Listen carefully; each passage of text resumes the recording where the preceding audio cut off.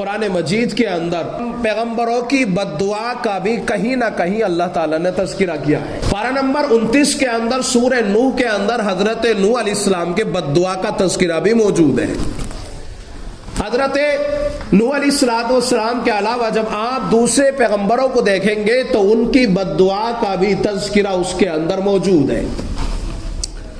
نبی علیہ السلام کے زندگی کو دیکھیں گے تو کہیں نہ کہیں ایک دو پہلو آپ کو ایسا ملے گا کہ آپ کے دل سے کچھ نہ کچھ ایسا نکلا ہے۔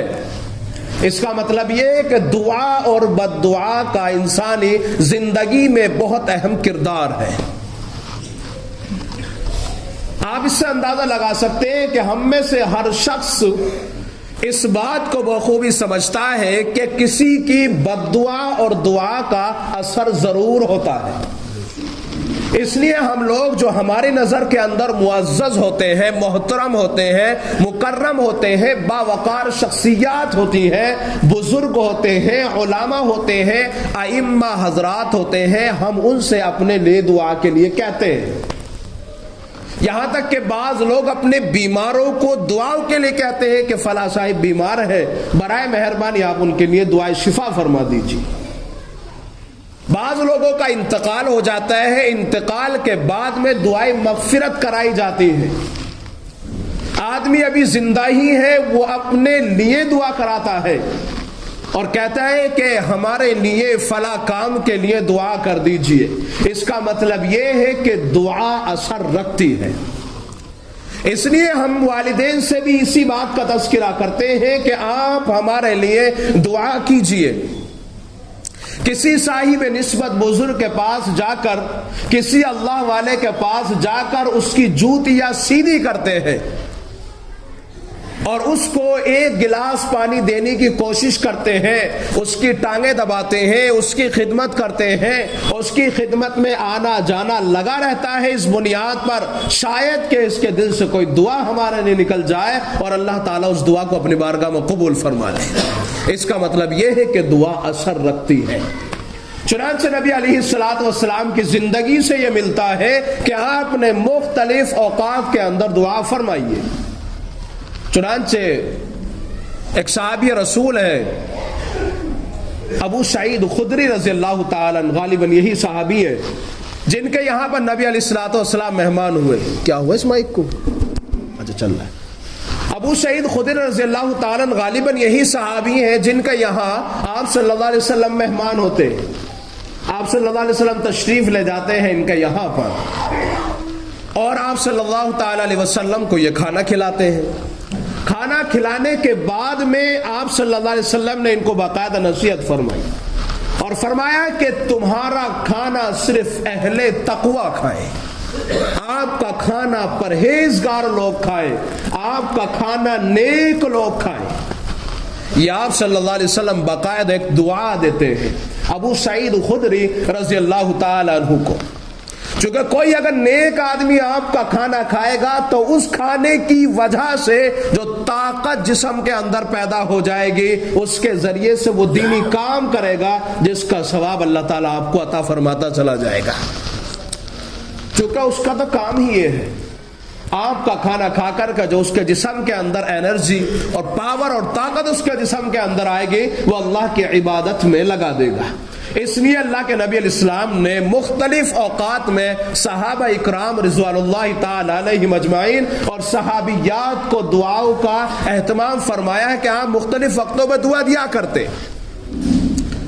چنانچہ ایک بڑی پیاری دعا ہے جو ہمیں سکھائی ہے، جب آپ کے اوپر کوئی احسان کرے تو آپ فوراً کہیں جزاک اللہ خیرا واحسن الجزاء۔ اس کا مطلب یہ ہے کہ دعا اثر رکھتی ہے، بد دعا اثر رکھتی ہے۔ ہم کسی کی بد دعا لینے سے بھی اپنا آپ کو بچاتے ہیں، تکلیف دینے سے بھی بچاتے ہیں، کہیں ایسا نہ ہو کہ اس کی بد دعا لگ جائے اور اس کی بد دعا مجھے اثر کرنے لگ جائے۔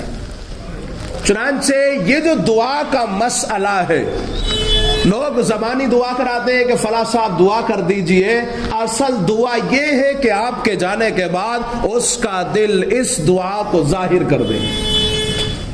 ایک تو مثال دے کر کے آپ کو سمجھانے لگا ہوں، شاید بات سمجھ میں آ جائے۔ آپ آپ کسی پھل والے کی دکان پہ جاتے ہیں اور پھل والے کی دکان پہ جانے کے بعد میں کہتے ہیں 2 کلو سیب ذرا اچھے اچھے کر دیجئے. چنانچہ اس نے بہت خوبصورت سیب آپ کو دیے اور آپ نے گھر آنے کے بعد میں جب ان کو استعمال کیا، اس کے اندر مٹھاس دیکھی، اس کی لذت آپ نے دیکھی، آپ نے وہاں کھڑے ہو کر تو دعا نہ دی بلکہ اپنے یہاں آنے کے بعد میں کہا ماشاءاللہ بہت زبردست سیب دیے ہیں، اللہ اس کے کاروبار میں برکت عطا فرمائے. وہ وہاں نہیں ہے، پیچھے دعا دے رہا ہے. یہ دعا وہ ہے جو اس کے لیے اثر رکھتی ہے. آپ جاتے ہیں کسی دکاندار کی دکان کے اوپر، اس سے کہتے ہیں کہ اتنا سامان یا اتنی سبزی مجھے دے دیجئے. سبزی فروش کہتا ہے میرے پاس میں سبزی اچھی نہیں ہے، فلاں صاحب ہے آپ ان سے سبزی لے لیجئے. چنانچہ آپ اس سے سبزی لے کر کے آئے. آنے کے بعد میں آپ سب سے پہلے اپنے گھر میں اس بات کا تذکرہ کرتے ہیں کہ فلاں صاحب بیچارے بہت اچھے ہیں، سامان اچھا نہیں تھا، مناسب نہیں تھا، انہوں نے کہا کہ میرے پاس سے نہ لے کر کے کسی اور کے پاس سے لے لیجئے. آپ سامان اس سے لائے ہیں لیکن دعا اس کے لیے دے رہے ہیں کیونکہ اس نے آپ کے ساتھ میں بھلائی کا معاملہ کیا ہے. دعا اثر رکھتی ہے، یقیناً اثر رکھتی ہے.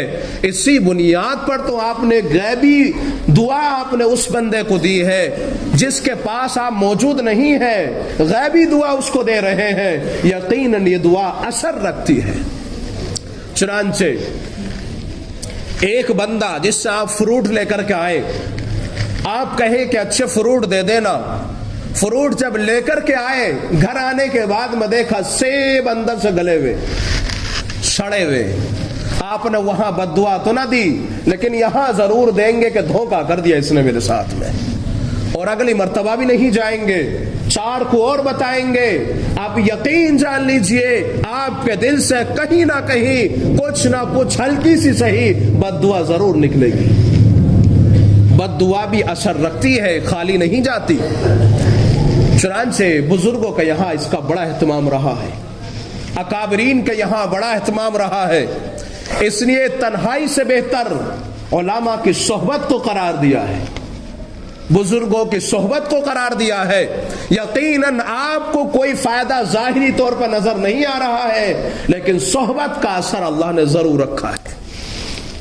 اس کا مطلب یہ ہے کہ دعا ضرور اثر رکھتی ہے.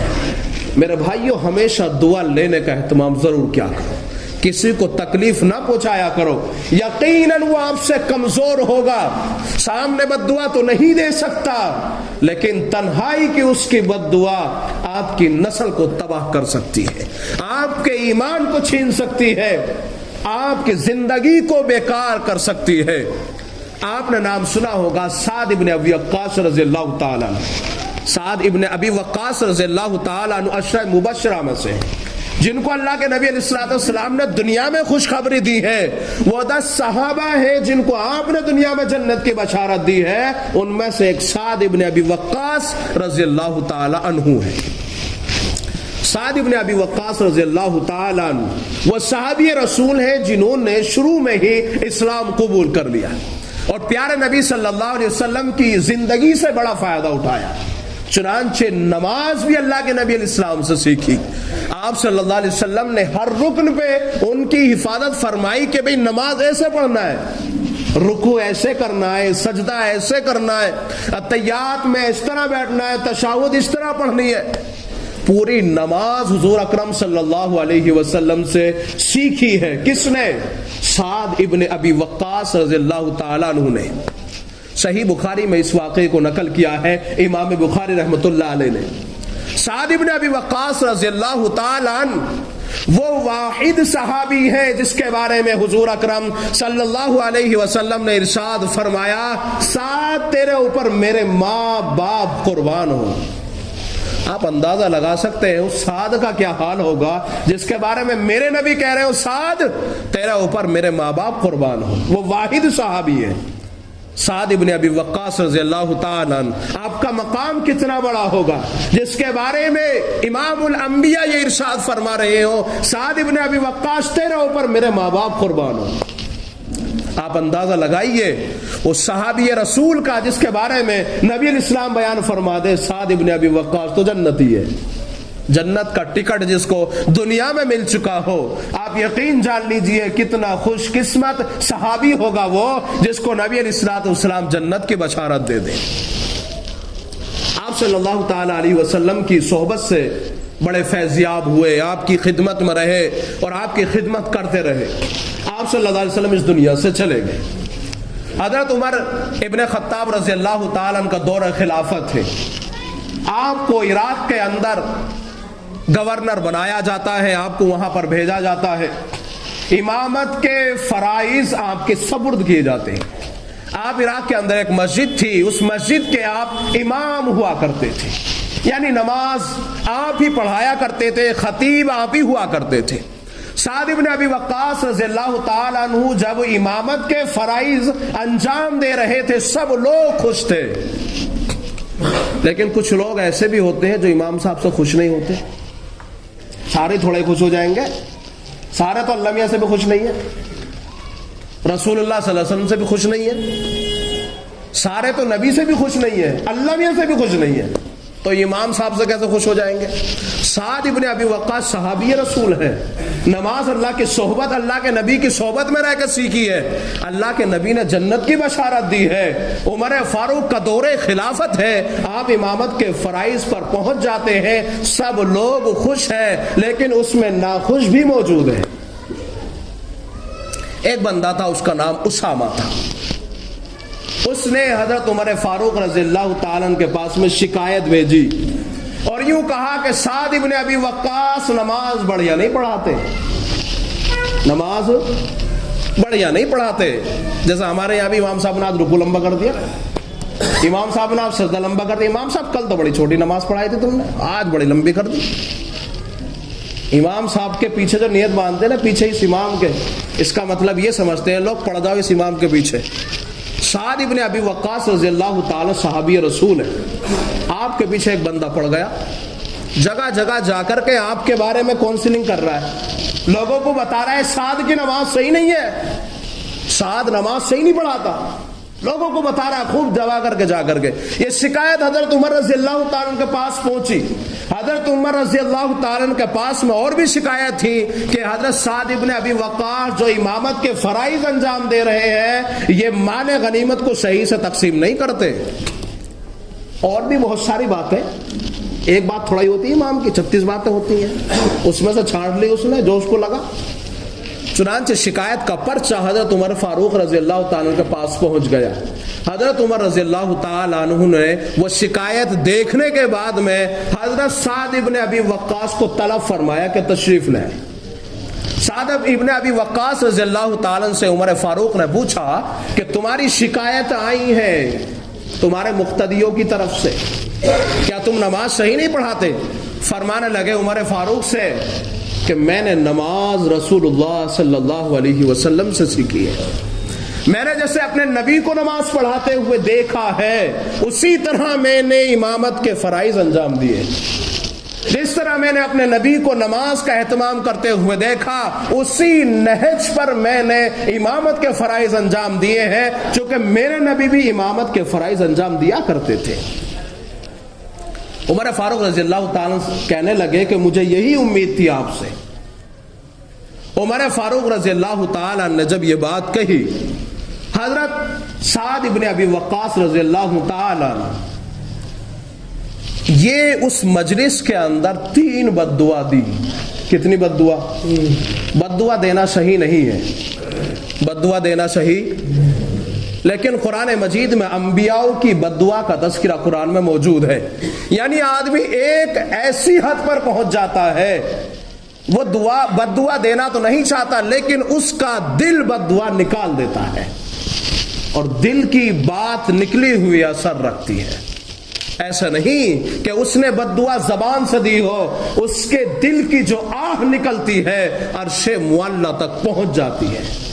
जाहिरी तौर पर आपको नुकसान नजर नहीं आता, लेकिन हकीकी मानों में आपकी जड़ें कटना शुरू हो चुकी हैं। कसम खुदा की, किसी के दिल को ठेस पहुंचा करके सुकून कभी हासिल नहीं हो सकता। سعد ابن ابی وقاص رضی اللہ تعالیٰ عنہ امامت کے فرائض انجام دے رہے تھے، آپ شکایت پہنچی، آپ نے 3 بددعا فرمائی اس بندے کے لیے۔ چنانچہ عمر فاروق رضی اللہ تعالیٰ نے باقاعدہ وہاں بندے بھیجے کہ دیکھ کر کہو کیسی نمازیں پڑھاتے ہیں، لوگوں کے بارے میں لوگوں سے معلوم کرو سعد ابن ابی وقاص کے بارے میں۔ سب لوگوں نے تعریف کی، ایک بندہ کھڑا ہوا اور کہنے لگا سعد ابن ابی وقاص صحیح نماز نہیں پڑھاتے، یہ وہ دنیا بھر کی باتیں۔ حضرت سعد ابن ابی وقاص نے فرمایا میں تجھے 3 بددعا دیتا ہوں۔ نمبر 1، اللہ تعالیٰ تجھے خوب لمبی عمر دے دے، خوب لمبی عمر دے دے۔ نمبر 2، اللہ تبارک و تعالیٰ تجھے محتاج بنا دے۔ نمبر 3، اللہ تعالیٰ تجھے فتنوں میں مبتلا کر دے۔ 3 بددعا خود بخاری میں نقل کی گئی ہے۔ لوگ پوچھتے تھے اس بندے سے جو بوڑھا ہو چکا تھا اور عمر اتنی لمبی ہو چکی تھی کہ اس کی جو یہ بھون ہے یہ لٹک کر کے اس کی آنکھوں پہ آ چکی تھی، اس کا حال یہ تھا کہ وہ سڑکوں پہ پڑا رہتا تھا، ٹکڑا کھانا کو نہیں ملتا تھا، اس کا حال یہ تھا بڑھاپے میں پہنچ چکا تھا، ہاتھوں نے کام کرنا بند کر دیا تھا، لیکن وہ عورتوں کی طرف، لڑکیوں کی طرف ایسے لپکتا تھا جیسے کہ کتنے دن کا بھوکا انسان روٹی کی طرف لپکتا ہے۔ یہ وہ آزمائش تھی، یہ وہ بددعائیں تھی جو سعد ابن ابی وقاص نے کس کو دی تھی؟ اس کو دی تھی۔ یقیناً دعا بددعا دونوں اثر رکھتی ہیں۔ آپ یہ نہ سمجھے کہ ہم بڑے ہیں، آپ کے سامنے کوئی بددعا نہ دے گا، اگر دی تو منہ توڑ دیں گے۔